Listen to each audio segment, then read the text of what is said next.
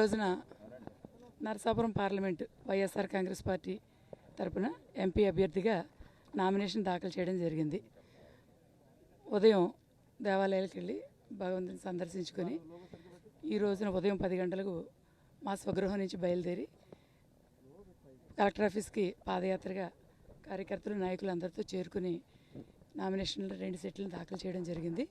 ఈ కార్యక్రమంలో పార్టీ నాయకులు, కార్యకర్తలు, అభిమానులు, మహిళలు అందరూ పాల్గొనడం జరిగింది.